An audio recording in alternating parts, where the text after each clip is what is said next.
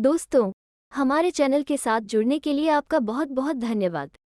आपकी प्रतिक्रिया हमारे लिए बहुत बड़ी प्रेरणा है। सामाजिक मुद्दों को आप तक लाने की हमारी कोशिश हमेशा जारी रहेगी। हमारे चैनल पर थैंक्स बटन और मेंबरशिप भी अब एक्टिव हो गई है, जिसके साथ आप हमारी हेल्प कर सकते हैं। हमें उम्मीद है कि आप मेंबरशिप ज्वाइन करेंगे और थैंक्स बटन के जरिए भी हमारी मदद करेंगे। समीना आप बेगम, सबका धन्यवाद। मंच पर बैठे साथी वक्तागण और प्रिय दोस्तों,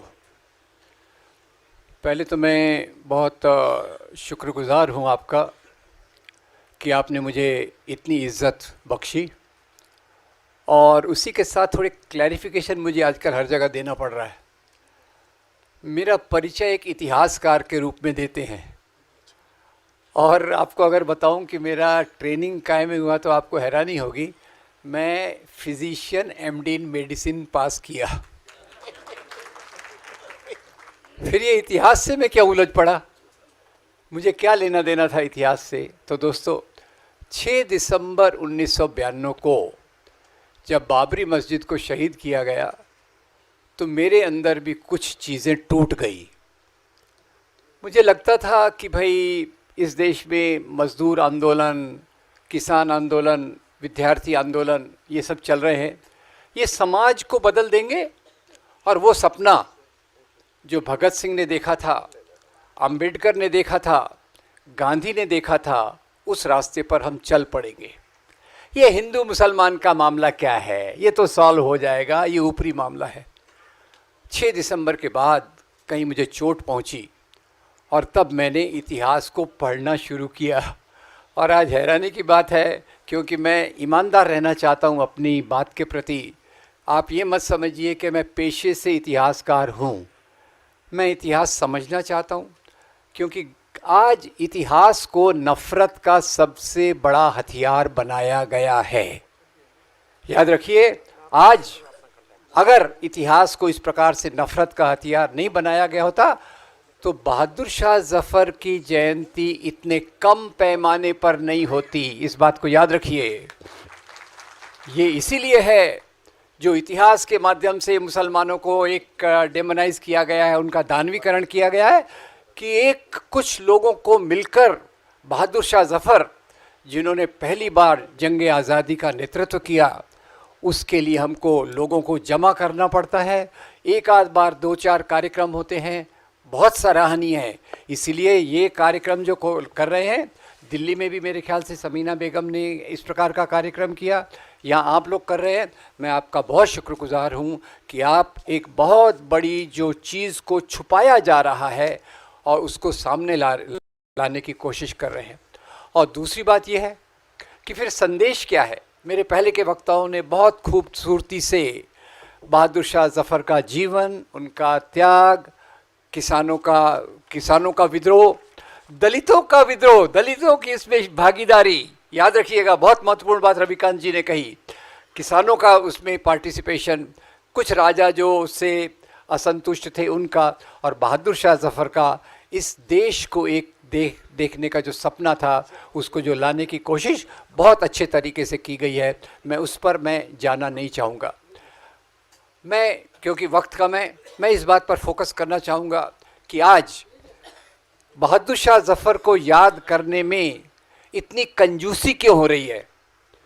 जिस व्यक्ति के लिए हमने खड़े होकर तालियां बजाना चाहिए, नियमित रूप से किताबों में उनका होना चाहिए, उनके ऊपर किताबें, उनका जीवन और उनका संघर्ष हमारे सामने आना चाहिए, उसको इतना कम क्यों आंका जा रहा है, उसके बारे में मैं बताना चाहूँगा। और वो मुख्य बात है, वही हमारी मुख्य राजनीतिक समस्या है। मुख्य राजनीतिक समस्या क्या है? एक तरफ से मुसलमानों को, उसी के साथ साथ क्रिश्चियंस को भी, यूपी में ज़्यादा नहीं पता होगा, पर जैसे मुसलमानों का दानवीकरण किया गया है, वैसे क्रिश्चियंस का भी शुरू हो गया है। और ये तो दिखने वाली बात है, ये दिख रहा है। अरे वो जैसे अभी बहुत अच्छे तरीके से पाहवा जी ने बताया, दाढ़ी टोपी है तो आतंकवादी है, और उस प्रकार की समझ जो पैदा कर दी गई है, ये समझ स्वाभाविक नहीं थी। ये भारत की सभ्यता संस्कृति में इस प्रकार की समझ नहीं थी। 1857 के पहले देखिए, 20वीं शताब्दी के पहले देखिए, तो हिंदू मुसलमान यहाँ उसी प्रकार के प्रेम मोहब्बत से रहता था जहाँ आप हिंदू ईद पे सेवइयों का आनंद लेता है और दिवाली पर मुसलमान दिवाली के स्वीट्स को एंजॉय करता है। ये वही परंपरा थी, ये हमारी जो गंगा जमनी तहजीब मिली जुली परंपरा थी, ये हमारे जीवन का एक मुख्य आधार था। अब उसको तोड़ा कैसे गया, यही सवाल हमारे सामने है। और उसमें बात आती है कि जो ब्रिटिश शासन था और ख़ास तौर से 1857 के बाद, 1857 में अलग अलग प्रकार से बहुत विस्तार से अच्छे अध्ययन आए हैं। एक मुख्य बात याद रखिए, 1857 ने अंग्रेज़ों को एक सिग्नल दे दिया कि हिंदू मुसलमान यहाँ मिलकर रह रहे हैं।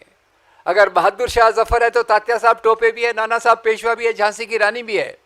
एक ही बटालियन में अगर कोई मुसलमान सेनापति है तो हिंदू सिपाही भी है, हिंदू सेनापति है तो मुसलमान सिपाही भी है।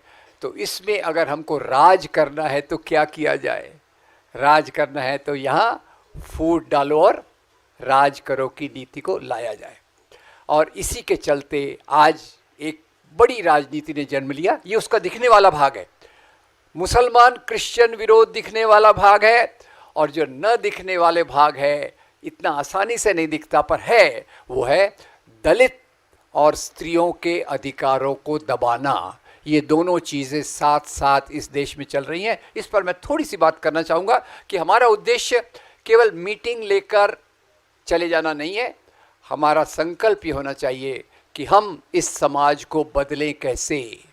मैं छोटा व्यक्ति हूँ, मेरे पास वक्त नहीं है, पर मैं थोड़ा वक्त कैसे निकालूं कि समाज के परिवर्तन में मेरा थोड़ा योगदान हो। वही इस प्रकार की मीटिंग्स का उद्देश्य होता है, और मुझे उम्मीद है उसी बात को हम आज इसी संदेश को समझने की कोशिश करेंगे। तो खैर, अब ब्रिटिश आए, उसके पहले एक मैं आपसे सवाल पूछना चाहता हूँ कि मैं ये थोड़ा मुझे माफ़ कीजिएगा, सवाल बहुत सरल है और ये जवाब मैं आपसे चाहता हूँ। आप ये बताएंगे मुझे, भारत को आज़ादी कब मिली? या बहुत सरल सवाल है, आप जवाब नहीं देंगे? क्या कह रहे हैं आप?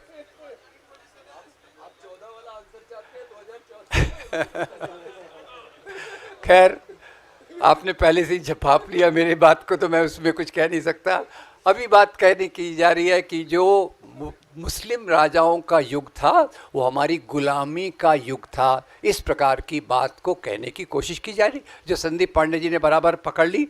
और क्योंकि अभी तो आपको पता होगा ना, वो बहुत बड़ी एक्टर है, बोली 2014 के बाद आज़ादी मिली, 1947 का क्या है? 1947 के प्रतीक के रूप में तो महात्मा गांधी हमने रखे हैं, जो बिल्कुल बहुत महत्वपूर्ण है हमारे। खैर, पहले अपने आप से सवाल कीजिए, देश की गुलामी कब कहा जाता है?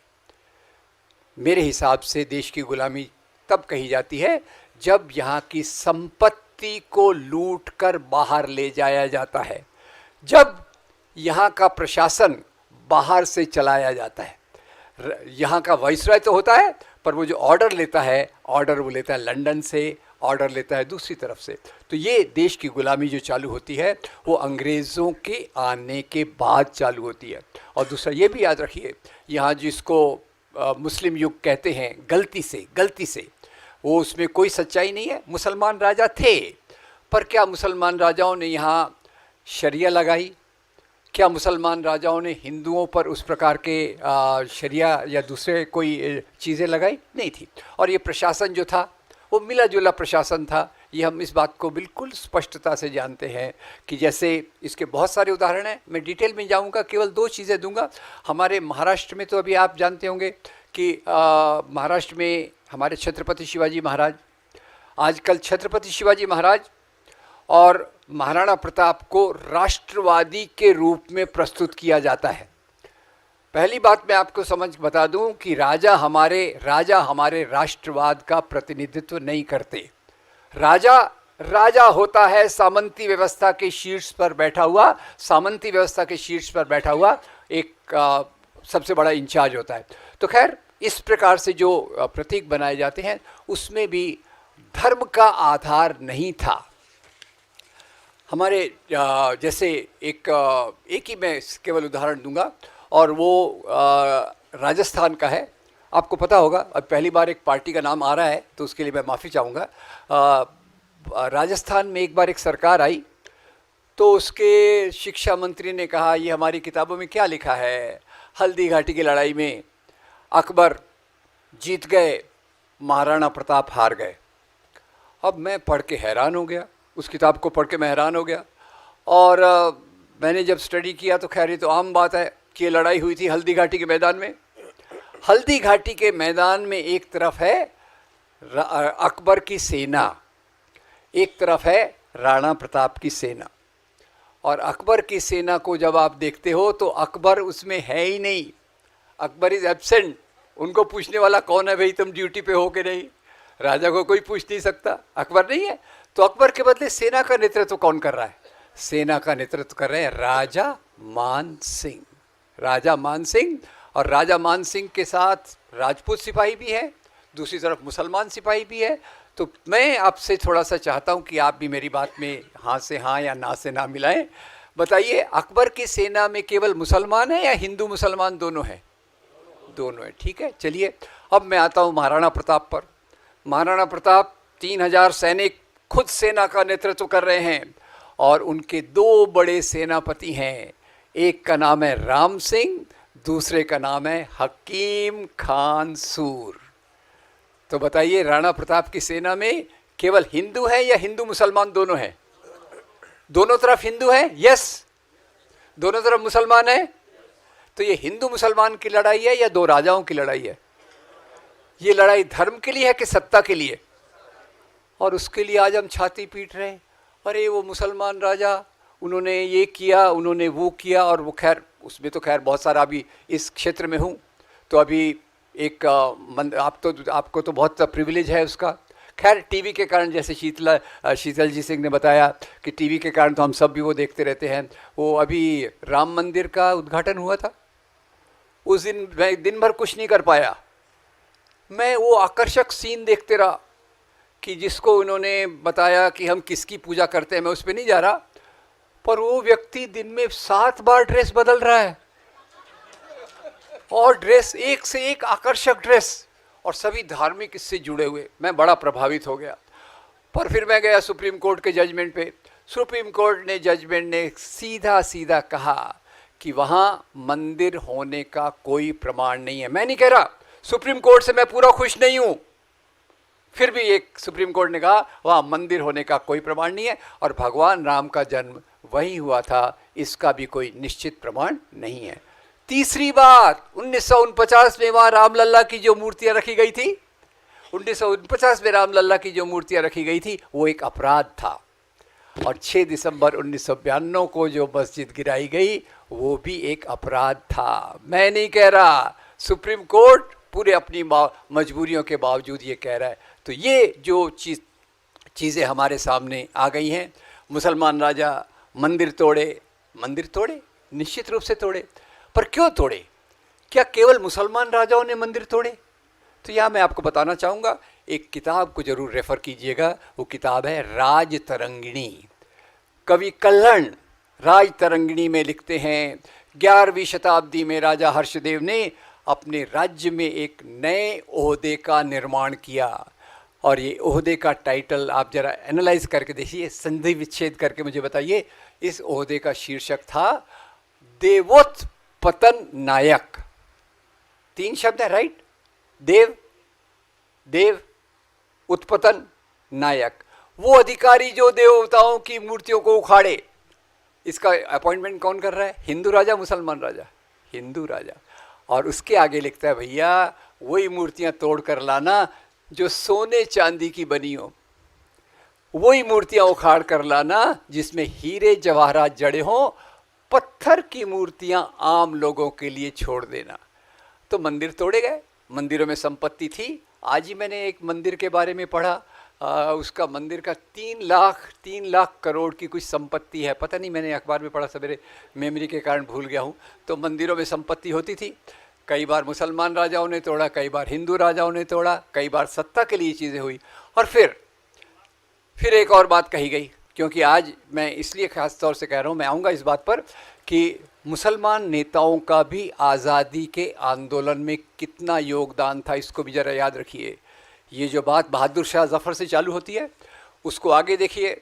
Khan Abdul Ghaffar Khan, Maulana Abul Kalam Azad, Allah Bakhsh, Zahiruddin, doctor M A Ansari, इन लोगों ने किस प्रकार से गांधी के साथ कंधे से कंधा मिलाकर हमें आज़ादी दिलाने में योगदान दिया, उसके बारे में ज़्यादा बात नहीं होती।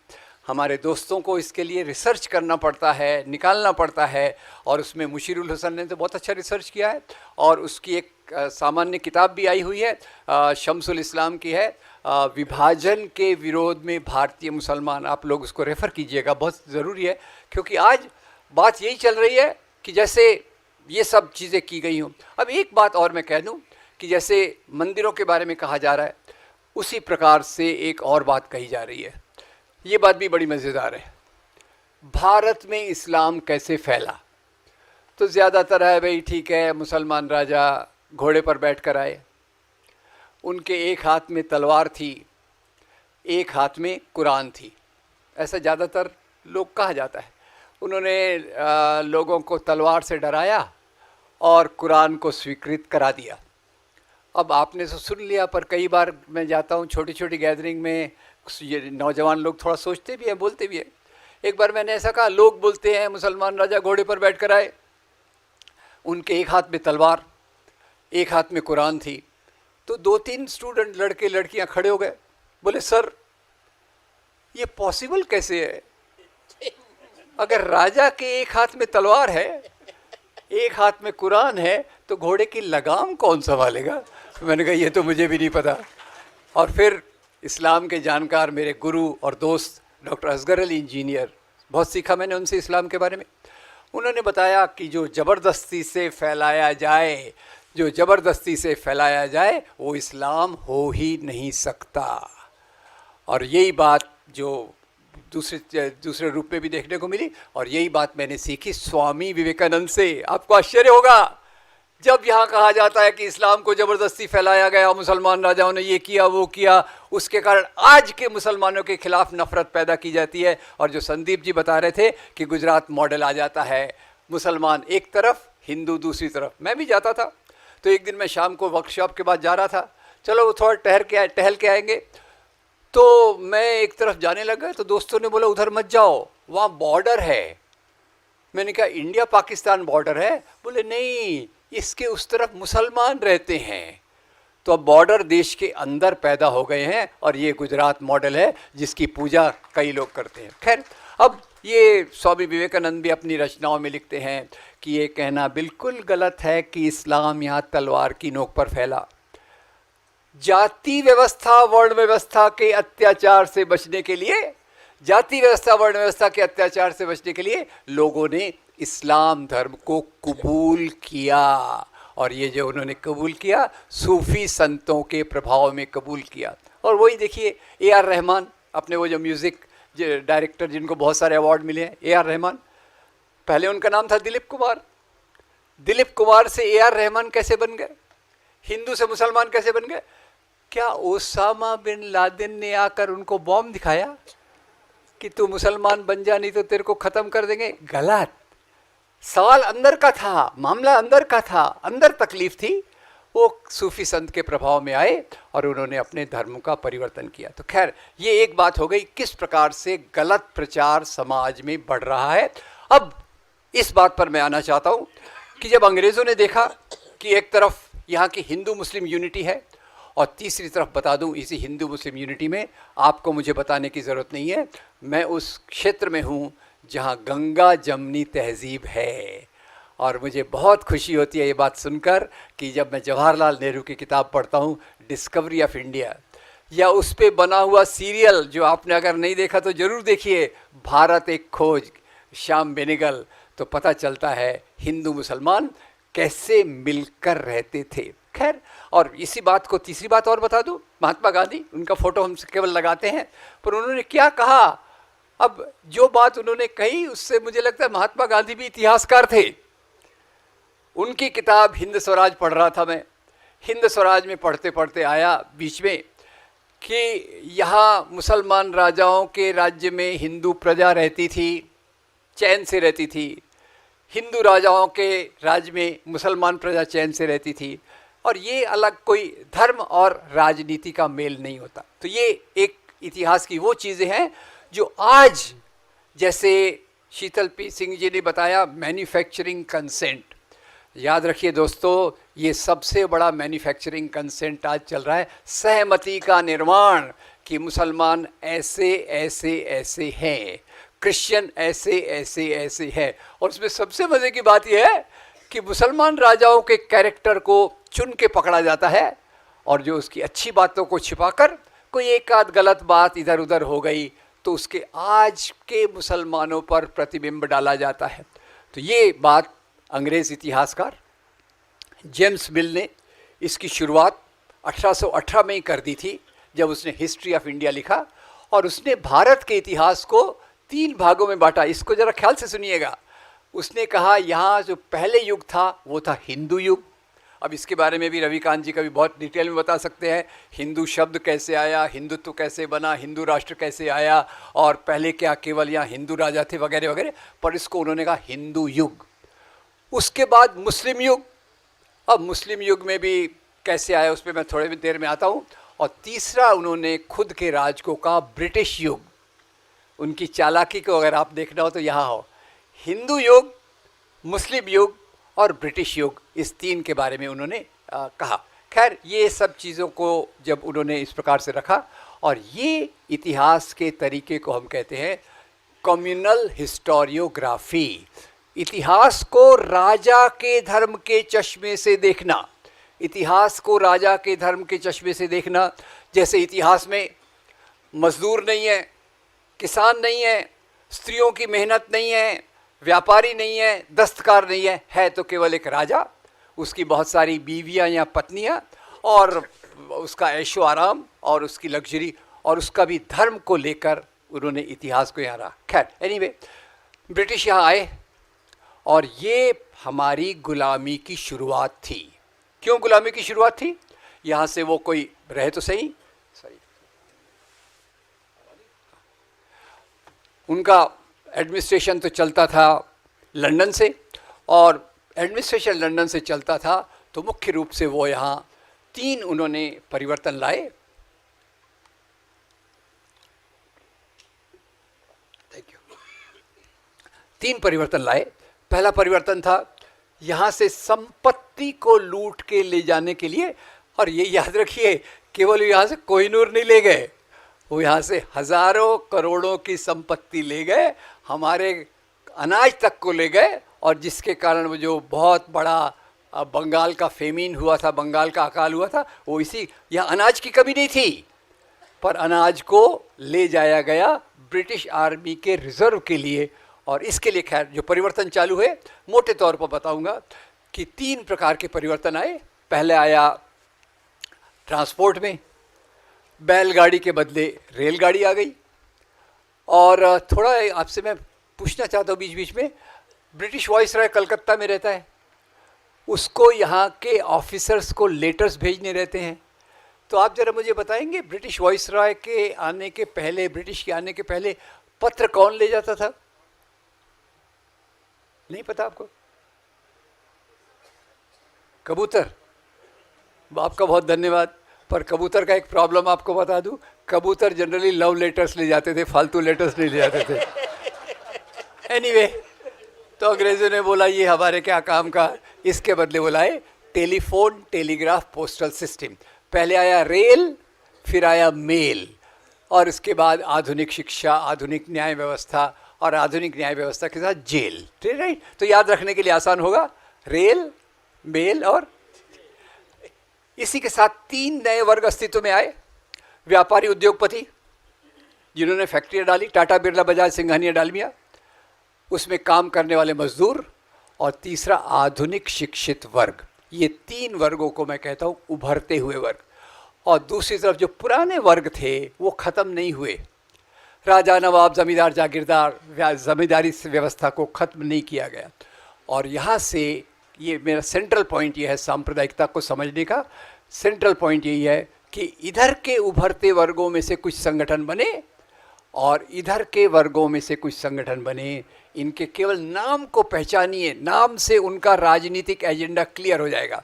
इधर से पहले अब मैं व्यक्तियों का नाम लेता हूँ, पार्टी का नाम आप सोच लीजिएगा। पहले व्यक्ति हैं शहीद आज़म भगत सिंह, और उनके पार्टी का नाम अभी बताया गया, हिंदुस्तान सोशलिस्ट रिपब्लिकन एसोसिएशन। और दूसरे व्यक्ति हैं भीमराव बाबा साहब आम्बेडकर। उन्होंने तो बहुत सारे संगठन बनाए, अंत में जाकर उन्होंने एक संगठन बनाया, रिपब्लिकन पार्टी ऑफ इंडिया की रूपरेखा रखी, याद रखिएगा। और तीसरे का जवाब आपको देना पड़ेगा, और तीसरे का जवाब यह है कि इस संगठन के 4 नेताओं के नाम मैं बोल रहा हूँ। अभी तक एक एक नेता का नाम लिया, अभी मैं 4 नाम ले रहा हूँ। मौलाना अबुल कलाम आज़ाद, एनी बेसेंट, सरदार बलदेव सिंह और मोहनदास करमचंद गांधी। संगठन का नाम? जवाब तो सही है, पर बड़ा कंजूसी वाला जवाब है, भारतीय राष्ट्रीय कांग्रेस। और ये नामों को जरा पैटर्न को ख्याल रखिए। अब राजा नवाब जमींदार जागीरदार, यहाँ एक और मज़ेदार बात हुई, उनकी सत्ता कम होने लग गई।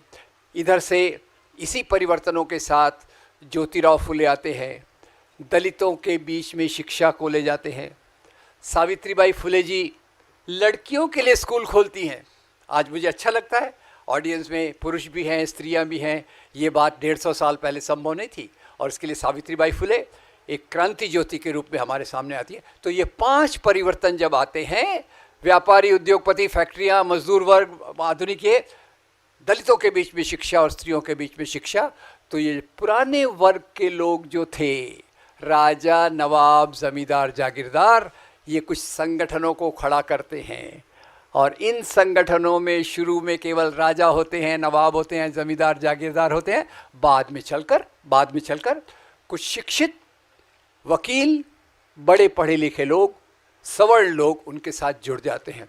और यहाँ मैं आपको सामने 2 नाम पूछूंगा। एक है मोहम्मद अली जिन्ना, पार्टी का नाम? Very good, thank you very much. दूसरे विनायक दामोदर सावरकर, वो बाद में उन्होंने एक पार्टी ज्वाइन की ना, माफ़ीनामे पे मैं नहीं जाना चाहता, वो लंबी कहानी है, छोड़ देता हूँ। उन्होंने एक पार्टी ज्वाइन की 1936, कौन सी? हिंदू मुस्लिम लीग, हिंदू महासभा। और इधर देखिए, Hindustan socialist Republican association, Republican party of India, भारतीय राष्ट्रीय कांग्रेस। तो जो लोग पूरे भारत की कल्पना कर रहे थे, वो नाम के आगे धर्म नहीं लगा रहे थे। और इधर जो राजा, नवाब, जमींदार, जागीरदारों के बीच में से पार्टियां आई, वो अपने नाम के सामने धर्म लगा रहे थे। और आज खैर जब मैं सुनता हूँ, इन लोगों ने सबसे पहले कहा, जब इनकी सत्ता कमज़ोर हो रही थी, तो उन्होंने कहा हमारा धर्म खतरे में है। मुसलमान नवाब क्या बोला? इस्लाम खतरे में। तो हिंदू राजा क्या कहेगा?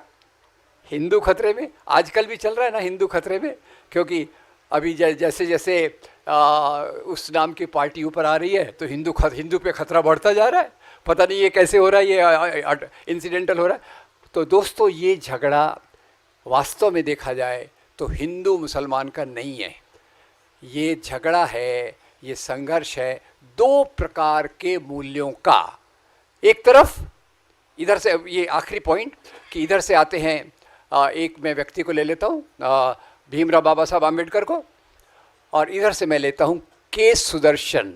नाम सुना है? सुना है तो ठीक, नहीं सुना तो और भी अच्छा। एनीवे, तो इधर से मैं ले लेता हूँ बाबा साहब आम्बेडकर को, चौदार तालाब का आंदोलन, कालाराम मंदिर का आंदोलन, और उसके बाद वो एक किताब को जलाते हैं। कौन सी किताब है? मनुस्मृति को जलाते समय बाबा साहब ने कहा होगा, इस किताब में स्त्री और शूद्रों की गुलामी के कानून दिए हैं, ये कानून मुझे मंजूर नहीं है, इसलिए मैं इस किताब को जला रहा हूँ। और यही बाबा साहब बाद में जाकर भारतीय संविधान की ड्राफ्टिंग कमेटी के अध्यक्ष बनते हैं। भारतीय संविधान हमको क्या देता है? स्वतंत्रता, समता, बंधुता। और जो मैं के सुदर्शन जी की बात कर रहा था, जी मैंने लगा दिया, कोई बात नहीं। एनीवे, उन्होंने 2000 में मुखिया बने वो संगठन के, वो आप जानते होंगे ना, पहले हाफ पैंट पहनते थे, हाँ वही। तो उन्होंने संगठन के मुखिया बने, बोले भारतीय संविधान विदेशी मूल्यों पे बना है, इसको फेंक दिया जाना चाहिए और एक ऐसा संविधान लाना चाहिए जो भारतीय धर्म ग्रंथों के आधार पे बना हो। कौन सी वो किताब है भारतीय धर्म ग्रंथ वाला, किधर उनका इशारा है? तो ये मामला इस तरफ है, एक तरफ Ambedkar, Manusmriti out, Indian constitution in, दूसरी तरफ इंडियन कॉन्स्टिट्यूशन के मूल्यों पे अटैक और पुराने मूल्यों को लाने की कोशिश। खैर 1925 में जब वो संगठन बना तो उसके दो आधार थे। केवल मुस्लिम विरोध उसका आधार नहीं था, वो केवल दिखता था। मुख्य जो एक दूसरा कारण था वो ये कि यहाँ के दलित सामने आ रहे थे, स्त्रियां शिक्षा प्राप्त कर रही थी, और दलितों के सामने आने का जो उदाहरण था वो नागपुर के विदर्भ एरिया में एक आंदोलन चल रहा था जिसने ब्राह्मणवाद का विरोध किया, ये उसके कारण था। खैर अब सवाल ये उठता है कि आज हम जिस बात पे खड़े हैं, मेरी समझ है कि एक तरफ मुसलमानों को, क्रिश्चियंस को एक कॉर्नर में ढकेलने की कोशिश की जा रही है, दूसरी तरफ दलितों को, आदिवासियों को, उनके अधिकारों को दबाने की कोशिश है, तीसरी तरफ स्त्रियों को भी दुय्यम दर्जे पर ढकेलने की कोशिश है। तो खैर मैं इसके विस्तार में न जाकर केवल इतना कहना चाहूँगा, आज एक बहुत कठिन समय है और हम सबको जो एक बेहतर समाज चाहते हैं, समाज में कुछ करने की ज़रूरत है। और वो क्या है? वो सवाल ये है कि बहादुर शाह जफ़र से जो आंदोलन चालू हुआ इस देश के लिए, जो महात्मा गांधी जिसको पीक पर ले गए, उस सपने को वापस लाना, और इसमें सबसे बड़ा अवरोध है, ये मेरा आखिरी पॉइंट है, डोंट वरी, मुझे टेंशन में बताइए, मेरा आखिरी पॉइंट है, तो उसके लिए सबसे बड़ी बात मेरी है ये है। और यहाँ मैं थोड़ा सा एक उसका उदाहरण लूँगा। वो एक आपने इसका नाम सुना है क्या, येल यूनिवर्सिटी? आपने सुना है? Very good. मैंने नहीं सुना था। तो मैंने कैसे सुना? वो अपनी जो MHRD मिनिस्टर थी ना, जो सास भी कभी बहू में भी थी, और वो मिनिस्टर बनी तो लोगों ने बोला तो इतनी कम पढ़ी लिखी है। उन्होंने बोला मैं तो येल यूनिवर्सिटी से डिग्री लाई हूँ। मैं बहुत प्रभावित हो गया और येल यूनिवर्सिटी का रिसर्च फॉलो करने लग गया। येल यूनिवर्सिटी का एक रिसर्च आया इकोनॉमिक टाइम्स में, वो था जहाँ भी दंगे करवाए जाते हैं, दंगे होते हैं या करवाए जाते हैं, जहाँ भी दंगे करवाए जाते हैं वहाँ एक पार्टी पहले से ज़्यादा पावरफुल हो जाती है। पार्टी का नाम आप गेस कर लीजिए। तो मेरा 4 लेवल मॉडल है। नंबर 1, गलत फहमियाँ फैलाओ, रॉन्ग नोशंस। मैन्युफैक्चरिंग कंसेंट के लिए मंदिर तोड़े गए, ज़बरदस्ती ये हुआ, आतंकवादी हैं, 4 बीवियाँ 20 बच्चे, हर एक चीज़ पर 1-1 घंटा बोला जा सकता है। डोंट वरी, मैं नहीं लूँगा टाइम। तो पहले गलत धारणाएं, गलत धारणाओं के आधार पे नफ़रत, और नफ़रत के कारण दंगे करवाए जा सकते हैं। मेरा विश्वास है अगर समाज में नफ़रत न हो तो दंगे फैलाए नहीं जा सकते। तो याद रखिए दोस्तों, अगर आपको, मेरे को समाज में योगदान करना है तो ये जो गलत धारणाएं हैं, बाबर विदेशी था, अरे भाई बाबर क्यों आया यहाँ? राणा सांगा ने उसको बोला आ जाओ, अपन मिलके इब्राहिम लोदी को हराएंगे। ये कोई हिंदू धर्म का मामला नहीं था, और कोई उस समय बाउंड्री थी नहीं, यूनाइटेड नेशंस नहीं था, फ्लूइड बाउंड्री, आओ जाओ चलते रहो। चोला राजा सिलोन पे जाके राज्य करते हैं, नो प्रॉब्लम, उस काम को अभिमान होता है। अगर चोला राजा सिलोन पे जाके राज्य करते हैं तो हमको अभिमान होता है, पर बाबर को काबुल से राणा सांगा बुलाते हैं तो हम वो भूल जाते हैं। तो दोस्तों, पहले गौतम बुद्ध कहते हैं अत्त दीपो भव, अपना दीपक खुद बनो, और उसके लिए हमारे दिमाग में ये जो सब चीज़ें हैं उसको स्पष्ट करना बहुत ज़रूरी है। और उसी के साथ खुद के अलावा लोगों तक इस बात को ले जाना ज़रूरी है। मेरे दोस्त ने शायद इस बात को कहा, आज सबसे ज़रूरी ये बात है हम अपने सेमिनार्स में, लेक्चर्स में ज़रूर रहें, पर उसी के साथ साथ क्या हम हर एक मोहल्ले में, हर एक एरिया में जहाँ मौका मिलता है, क्या हम ऐसे कार्यक्रम कर सकते हैं? मुझे एक बात अच्छी लगती है और वो ये कि हमारे पास काफ़ी मटेरियल है। रोमिला थापर हों, इरफान हबीब हों, हरबंस मुखिया हों, विपिन चंद्र हों, इन इतिहासकारों ने बहुत अच्छी चीज़ हमारे सामने रखी है। उसको समझकर उसको सरल करने वाली भी चीज़ें आई हैं। और आजकल तो हम सोशल मीडिया के बारे में ख़राब भी कहते हैं, पर मैं आपको बताना चाहता हूँ सोशल मीडिया के माध्यम से बहुत कुछ अच्छा भी किया जा सकता है। वीडियोज़ हैं, 300-400 वीडियोज़ हैं, 500 वीडियो हैं, आनंद पटवर्धन के धन की सुंदर फिल्में हैं। क्या हम सोच सकते हैं कि हम अपनी कम्युनिटी में एक अड्डा बनाएंगे, 15 दिन में, महीने में एक बार मिलेंगे, कम्युनिटी की चर्चा करेंगे और उसी के साथ कुछ वीडियोस देखेंगे, फिल्में दिखाएंगे, सांस्कृतिक कार्यक्रम करेंगे, मिलजुल कर त्यौहार बनाएंगे और भारत को उस दिशा पर ले जाने की कोशिश करेंगे जो हमारे मध्ययुगीन काल में हिंदू मुसलमान की एकता थी, जहाँ जिसको हम गंगा जमनी तहजीब कहते हैं। सूफ़ी संतों की परंपरा हो, भक्ति संतों की परंपरा हो और आज़ादी के आंदोलन में महात्मा गांधी, मौलाना आज़ाद, खान अब्दुल गफ्फार खान, एनी बेसेंट, ये हो, इन मूल्यों को अगर हम आगे ले सकें तो निश्चित रूप से हम अपने लोकतंत्र को मजबूत कर सकते हैं। और अंत में मैं संदीप जी को थोड़ा सा एक माइनर करेक्शन दे दूं। बिल्किस बानो के केस में कांग्रेस ने आवाज़ उठाई थी, इस बात को आप ज़रा चेक कर लीजिएगा। और आप पार्टी तो खैर नहीं उठाई, और पर कांग्रेस ने इस पर आवाज़ उठाई थी। तो अब उस बात पे मैं नहीं जाता कि चुनावी लेवल पे क्या करना चाहिए, वो आपका सवाल है। पर इतना मैं जानता हूँ कि आज हमारे पास, ये आखिरी पॉइंट, आज हमारे पास चुनावी मैदान में जो विकल्प हैं वो अच्छा, उससे अच्छा, सर्वश्रेष्ठ नहीं है। हमारे पास जो विकल्प है वो bad, worse, worst and BJP.